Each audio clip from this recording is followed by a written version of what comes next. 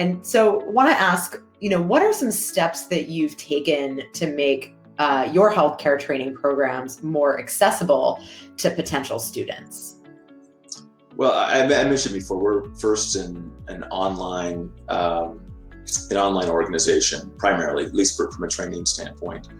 And as I mentioned before, we wanted to move to offer something a little more similar to what you'd experience, in a physical-based environment. I think people are struggling today with the constant Zooming. It's one thing to have a physical life and then to switch to the online world. Now I feel like my teenagers that only want to spend time in the virtual world and trying to shift. And for many of us, it's a real challenge, especially those that are wanting to go back to school and are not comfortable with the tech or not comfortable with being online.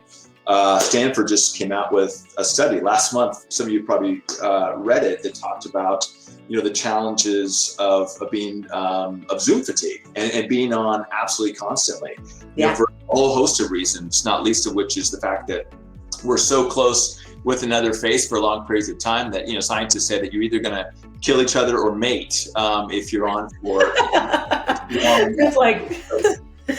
So you have to find ways Totally. to deal with this environment. So, providing more of the real world interaction, being able to have blended options, and then just really trying to make sure that we have options for people to connect with others that they might otherwise struggle to. That's one of the secret sauces of AAPC is we're first and foremost an association, this organization, and so we've got hundreds of thousands of others that have gone through this before and really want to help the students. And so we've done a lot of outreach during COVID.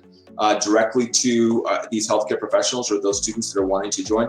And we continue to want to make that a big part of at least the learning or training that we provide, is access to this huge community, local chapters, physical interactions, when and where possible. Right. It's so interesting. I actually read that the Stanford article as well. I actually heard about it on the radio and then downloaded it. And we sent it out to the whole company because there were some really interesting ideas about stuff you can do, like turn off. Just stepping back is a big deal. So you don't have the small space to move with them. Right. And the other thing that they mentioned, which I thought was really interesting, was that you're not used to looking at yourself so much.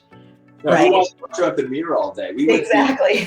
For those of us, I'm not one of these people. For those of us like Jason and Chris that are really good looking, they might want to do that. But I have no interest in looking at myself all day.